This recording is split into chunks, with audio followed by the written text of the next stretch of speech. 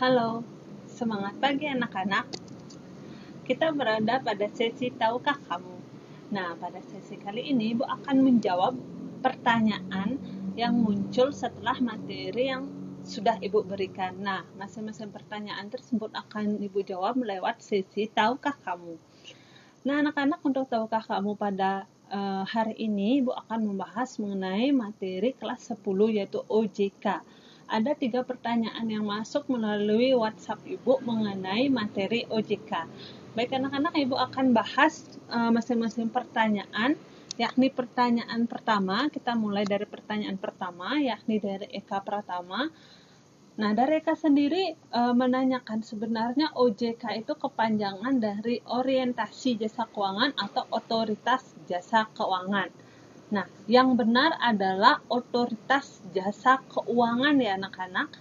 Ibu tegaskan sekali lagi bahwa yang benar adalah Otoritas Jasa Keuangan, bukan Orientasi Jasa Keuangan. Nah, pertanyaan yang kedua yakni dari Bagus, MIPA 6.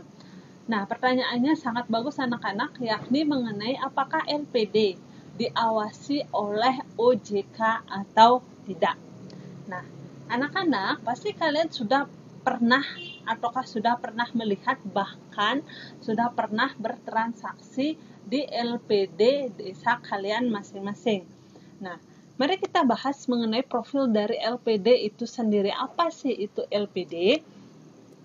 LPD adalah Lembaga Perkreditan Desa. Kepanjangannya adalah Lembaga Perkreditan Desa, yakni lembaga keuangan milik desa Pekraman. Ingat, milik desa Pekraman yang berkedudukan di wewenangan atau di daerah desa Pekraman tersebut.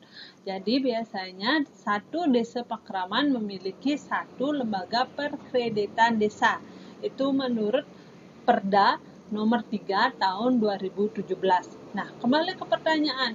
Jadi, apakah LPD tersebut diawasi oleh OJK? Karena LPD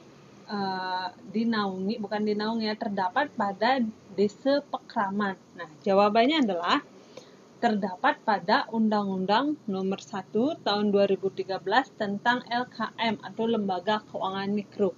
Nah, pada Undang-Undang LKM itu sendiri bahwa LPD tidak menjadi objek pengawasan daripada OJK. Nah, LPD ini dikecualikan dari pengawasan OJK. Karena kenapa? Karena LPD tunduk pada hukum adat yang ada di Bali. Ini kembali tadi pengertiannya anak-anak bahwa LPD itu adalah milik desa Pekraman dan ada di wewenangan desa Pekraman. Jadi LPD itu tunduk pada hukum adat yang ada di Bali. Hukum yang ada pada daerah atau desa Pekramannya masing-masing. Jadi LPD itu bukan diawasi oleh OJK. Nah, lalu siapa yang mengawasi OJK anak-anak? Sebelum Ibu menjawab siapa yang mengawasi OJK, mari kita lihat organisasi daripada LPD itu sendiri menurut Perda nomor 3 tahun 2017. Nah, dari organisasi itu sendiri bahwa LPD terdiri dari prajuru dan ada yang disebut dengan panureksa. Nah, panureksa ini adalah badan pengawas internal yang dibentuk oleh desa Pekraman. Tugasnya melakukan pemeriksaan terhadap pengelolaan LPD. Sudah terjawab ya anak-anak yang pertama, bahwa yang mengawasi OJK adalah panureksa. Nah, ingat organisasi LPD terdiri dari prajuru, LPD, dan ada yang disebut dengan panureksa. Kemudian yang kedua, LPD dapat membentuk BKS kabupaten atau kota. BKS ini adalah Badan Kerjasama LPD. Jadi, dalam satu wilayah kabupaten atau kota, LPD satu dan lainnya dapat bekerja sama. Sehingga dibentuklah BKS itu, yakni Badan Kerjasama LPD. Kemudian organisasi yang ketiga pada LPD, gubernur membentuk yang namanya LPLPD, yakni Lembaga Pemberdayaan Lembaga Perkreditan Desa. Nah, ini LPLPD bertugas untuk melakukan pemberdayaan atau keberlangsungan daripada LPD itu sendiri. Nah, itu dari sudut organisasinya anak-anak. Kemudian dari sudut laporan. Nah, prajuru LPD wajib menyampaikan yang namanya laporan kegiatan, laporan keuangan, laporan kinerja kepada Bendese dan kepada LP-LPD secara teratur, baik itu setiap bulan, ada yang 3 bulan, ataukah pada saat tutup buku daripada LPD, berarti tahunan. Nah, kemudian siapakah yang melakukan pembinaan dan pengawasan? Berdasarkan Perda nomor 3 tahun 2017 bahwa pembinaan secara umum dilakukan oleh gubernur dan bupati atau wali kota. Kemudian gubernur akan membentuk yang namanya pembina umum dan pengawasan.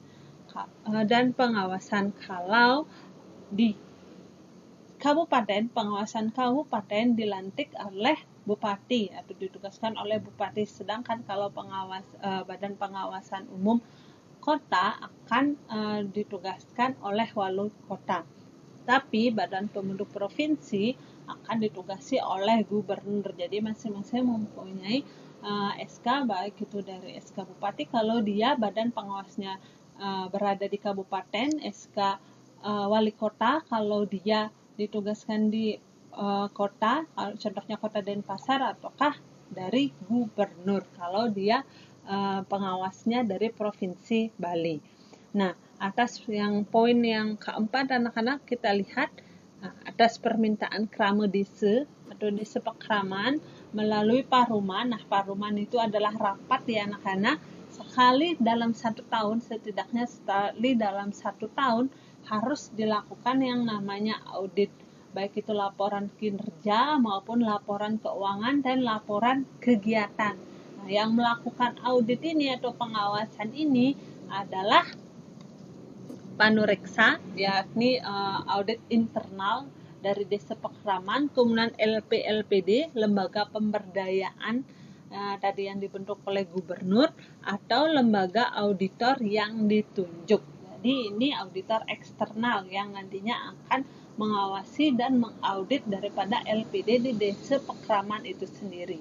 Nah, dapat disimpulkan jawaban pertanyaan daripada Bagus, yakni apakah OJK itu mengawasi LPD? Tidak. OJK tersebut tidak mengawasi LPD karena LPD dasarnya adalah hukum adat yang ada di Bali. Yang mengawasi LPD adalah Panureksa LP-LPD, dan kalau mengauditnya dapat dari auditor yang eksternal yang ditunjuk. Baik, Ibu lanjutkan ke pertanyaan yang ketiga, yaitu dari Melin. Di sini Melin menanyakan tentang LKB, LKNB, dan pasar modal.